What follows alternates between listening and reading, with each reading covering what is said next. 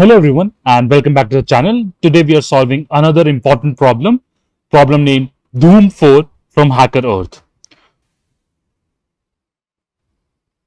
So before continuing, I'd suggest you to pause on the video and read out the problem for yourself, and I'll of course discuss the problem, the solution to it, and the approach to it. So I hope that you've read the problem, and now let's start discussing the problem. So what is given to us in the question is that Samarpreet is the main hero of Doom 4 and he wants to loot a bank. Samarpreet has that he has one main key and he has n other keys, and he has a value of the lock. So what he wants to do, he wants to match the value of this main key with the value of the lock to loot the bank. And in one operation, what he can do is that he can select the value of this main key, let's say it's X. He can select the value from of the n other keys, let's say Y, and he can do this X star Y modulus with 10 to the power 5. He wants to find the minimum number of steps to reach to the value of lock. So that is the gist of the question. Now from the looks of it, it doesn't look like a graph question, but it actually is. We're going to solve this question using the shortest path algorithm from BFS. So how are we going to do that? So in each step, we're going to find this value for every number in the array and push it into the queue. And then we take this value of the queue, we push it out, and then do the same function again. Multiply this value with all the other n other keys, that is doing this operation, right? And then pushing them into the queue until our queue is empty. If the queue is finally empty, we return -1, or else we return the number of steps we want. Alright, so let's just start coding it and you'll understand it better through the code.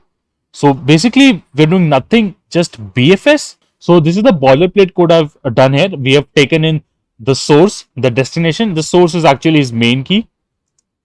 Source is the main key.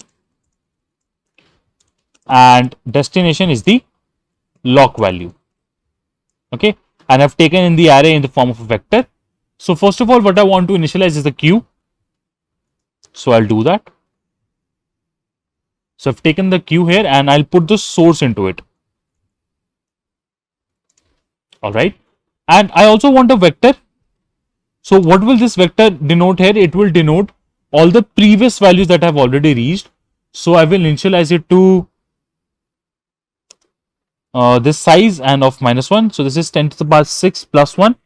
Let me just cross check this. 10 to the power 1, 2, 3, 4, 5 and 6. That's right. So 10 to the power 6 plus 1 initialized to value -1. And what will I mark first? I'll mark V of SRC is equal to 0. Why? Because without taking any single step, I can reach my source because that is my starting point. Now here is a tricky part. So I'll zoom into the code part here so that you can see it clearly. So this is basically BFS while not q.empty. So what do I want first? I want the current value. So what is my current value? It is int current is equal to q.front. And I will pop this from the queue, q.pop. Right. If my current is equal to destination, I'll simply break it. Right. That I've found the destination and I don't need to continue this loop any further. What if I haven't found it yet? So I will iterate over the entire array. So for auto I in S, this is iterating all the values of the vector. Alright. So what will I do? I'll take my current and I'll multiply it with the I and take the mod. So let's do that here. Int multiply equal to, I'll take cur multiplied with the current I and taking the mod here. So just to make sure that I take the right mod, I'll copy it from here itself. So Control C, Control V. Okay. And what will I do now? If vis of mul is equal to -1, that is this value I have not seen before, right? Seeing this value for the first time. Okay, so I'll push it into the queue. So I'll do queue dot push mul, and I'll also mark it as visited. That vis of mul is equal to vis of cur plus 1. Why? Let's say we took some x steps to reach cur. So this is one step further from cur. Right. So this is nothing but the shortest path algorithm in BFS. And in the end, I can return or I can print cout vis of destination. So if I have never reached the destination, it will be -1, because as mentioned that I've initialized the vector here as -1.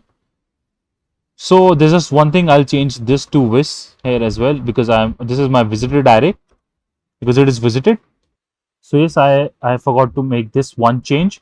So I'll change this also to vis, and now I'll submit the code.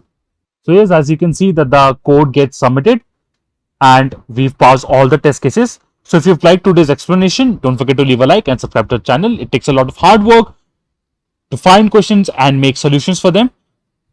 And your support with the like and subscribe keeps me going to make more questions. In the comments below, you can tell me your feedback and what other questions you want to learn. In the meantime, keep coding and keep learning. Thank you.